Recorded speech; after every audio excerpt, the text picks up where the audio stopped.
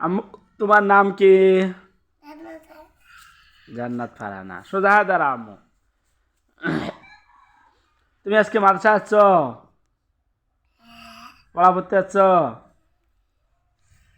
আচ্ছা আম্মু, তাহলে তোমাকে আমি আজকে পড়া ধরবো, তুমি পড়তে পারবা তো ইনশাল্লাহ?